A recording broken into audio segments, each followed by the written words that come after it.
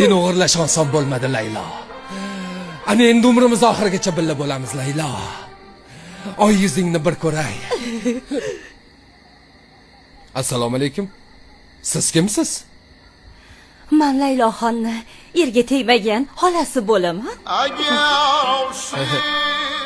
Minbar uzr xolajon. Sizni o'zim uyingizga kuzatib qo'yaman.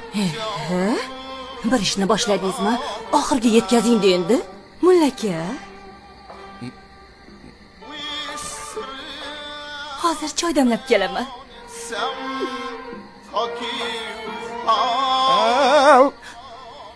Ha, nima bo'ldi? Mulla aka?